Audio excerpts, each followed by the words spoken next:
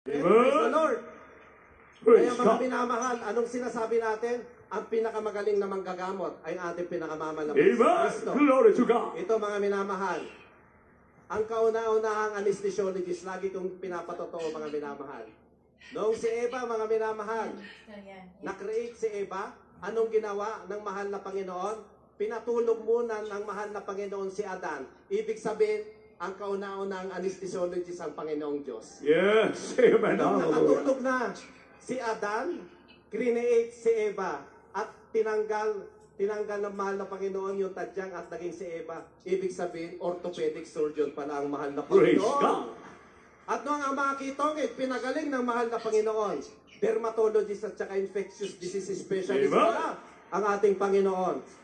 Noong may na-paralyze, may na-stroke, pinalakad ng mahal na Panginoon, neurologist din pala siya. Yes. Nung may bata, sabi ng mahal na Panginoon, natutulog lang yan. Yung batang patay sa Biblia, binuhay ng mahal na Panginoon, pediatrician pala ang mahal na Panginoon. Praise God. Nung may bulag nakakita, ophthalmologist pala siya. Praise the Lord. Nung may bingi, nakarinig, ENT specialist pala siya. Praise God. Nung may baliw, pinagaling, psychiatrist pala ang mahal na Praise the Panginoon. Lord. Glory to God. Nung may babaeng inaagasan, tinudugo, gynecologist pala ang mahal na Panginoon. Amen.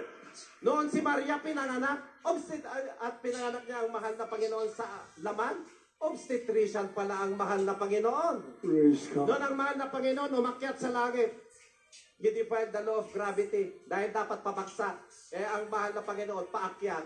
Ibig sabihin siya ang pinakamagaling na physicist, mga minamahal. Amen. Ang Hallelujah. tubig, ginawang alak, chemist din pala siya. Praise God.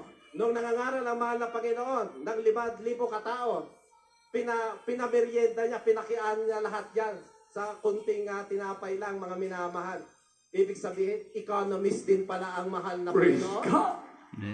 Nung si Lazaro, binuhay ng mga Panginoon, talagang Diyos po ang ating pinakamamahal. Yes.